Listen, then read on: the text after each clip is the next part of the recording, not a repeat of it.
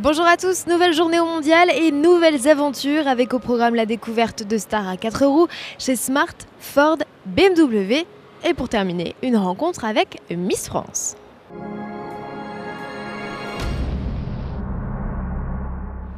Peugeot et le comité Miss France, c'est l'histoire d'un partenariat né il y a 20 ans. Mondial oblige, Delphine Whisperer, Miss France 2012, n'a pas raté une miette de la grande messe automobile et forcément du stand Peugeot.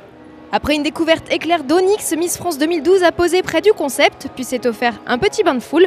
Nombreux étaient les fans venus l'admirer dans sa jolie robe verte. La promenade s'est achevée par une séance de dédicaces.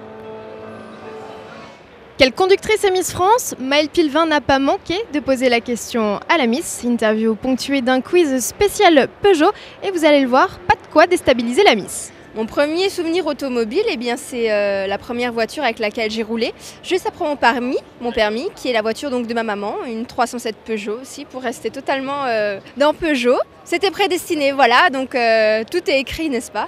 Je suis plutôt une conductrice assez calme. Je trouve que ce modèle GTI est très sympa. Maintenant, je pense que c'est beaucoup de chevaux et entre mes mains, peut-être j'arriverai pas à gérer, quoi. Mais pour les gens qui aiment la conduite sportive, c'est des super modèles. Cette année, quand je suis chez moi, je roule avec ma petite décapotable 207cc.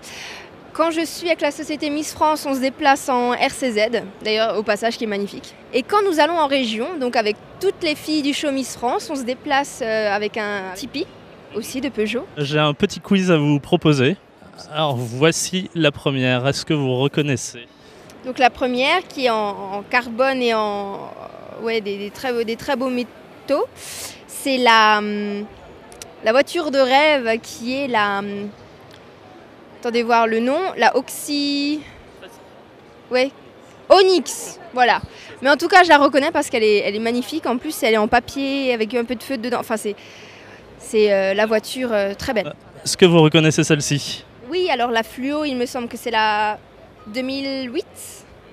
C'est ça. Voilà. J'ai bien révisé ma leçon alors. C'est ça. Une petite dernière pour la fin. Si je ne me trompe pas, bon là c'est une petite prise de vue, est-ce que ce serait pas ma 207cc en blanc ? C'est ça, bravo. Merci Miss France. Pas mal pour une première, non ? Alors nous voici chez Ford où le constructeur a décidé de ne présenter aucun concept. Ici ce ne sont que des véhicules de série que nous verrons dans la gamme dans le courant de l'année 2013. Première de cordée, la Ford Fiesta qui se trouve juste derrière moi. Le restylage du best-seller Ford, troisième modèle le plus vendu en Europe en 2011, se caractérise par l'arrivée d'une large grille de calandre. Les optiques légèrement modifiées accueillent désormais des feux de jour à diode. À l'arrière, les retouches se font plus discrètes. Ford profite de cette importante mise à jour pour ajouter une nouvelle motorisation au catalogue, un 3 cylindres essence. Au chapitre équipement, le constructeur s'est attelé à innover. Il intègre sur la citadine le système de commande vocale multimédia Sync ou encore le dispositif MyKey. Alors il s'agit d'une clé de contact qui est programmable, il suffit de la passer sur le Neumann et ensuite la voiture se souvient de tout ce qui a été enregistré, que ce soit la limite de la vitesse maximale, le seuil de volume de l'autoradio ou encore la non-déconnexion de l'ESP. C'est un peu une sorte de contrôle parental. La Fiesta proposée dès 2013 sera disponible en carrosserie 5 ou 3 portes. Cette dernière sera déclinée en version ST, apparence plus sportive pour la citadine qui hérite sous le capot d'un bloc essence de 180 chevaux. Le nombre de chevaux sous le capot, ce n'est pas la caractéristique principale pour cette fois de cette BMW, l'Active Tourer. L'attrait est ailleurs puisqu'il s'agit du premier monospace de la firme, comme nous l'explique Jean-Louis Moncet.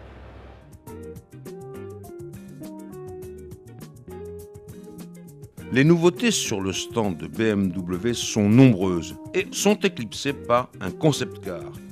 Une étude de monospace compact qui plus est. BMW ne cache pas ses ambitions. L'Active Tourer vise à concurrencer le Mercedes Classe B. Ligne comme gabarit semble d'ailleurs s'en être largement inspirée. Et pour parvenir à rogner sur le territoire de son rival allemand, BMW s'est fait violence. Le constructeur mise sur une transmission aux roues avant et opte pour une motorisation hybride diesel.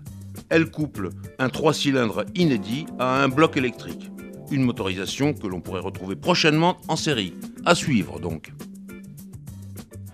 Un concept qui fait grand bruit dans les allées du salon. Et vous, êtes-vous séduit ou au contraire choqué de l'arrivée d'une telle déclinaison dans la gamme BMW? Notre journaliste Cyril Biotto vous a posé la question. Un monospace chez BMW, ça vous étonne pas? Ça m'étonne aussi, je suis surpris, mais quand je vois c'est bien, c'est moins de 8 secondes de 0 à 100 km, il faut le faire aussi. Consommation de litres 5, moins de litres 5 au 100 km, c'est bien aussi. Le dessin de la voiture est formidable, la carrosserie. S'il y a du style, c'est BMW. Hein. Moi, BMW et Audi, il n'y a pas de mieux, hein, pour être honnête. Ce sera la première traction avant de BMW, pas de problème pour vous? Un peu plus de sécurité peut-être? Moi aussi, je préfère. Ces voitures-là, elles prouvent qu'ils sont capables vraiment de tout, quoi. Du sportif comme du pas sportif, du familial comme du pas familial. Il n'y a pas de contradiction entre monospace et sportif. Enfin, en tout cas, chez BMW, pour moi, il n'y a pas de contradiction. Voilà qui est dit. Nous scruterons donc l'actualité BMW pour savoir si la firme a été contente des échos obtenus sur le salon. Smart sonde également sa clientèle et si vous êtes curieux de découvrir le nouveau visage des puces de demain, direction le stand pour découvrir le concept 4Stars. Cette étude de style à l'indéniable capital sympathie préfigure le design des puces. 2 places, mais aussi 4 places. 2 modèles développés conjointement avec Renault. Alors conquis? Si ce n'est pas le cas, ne passez pas pour autant votre chemin et attardez-vous quelques secondes sur cette biplace. Approchez-vous et regardez, sous le capot prend place un vidéoprojecteur. Piloté par un iPhone depuis l'habitacle, il permet de s'offrir des séances de cinéma en plein air dès que bon vous semble, seul ou entre amis.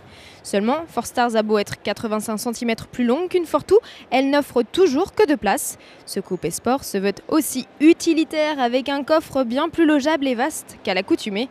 Et pour se déplacer, ce sera sans odeur et sans bruit, la grande tendance du moment. Le concept car pique à la Fortwo Brabus ED son moteur électrique de 82 chevaux.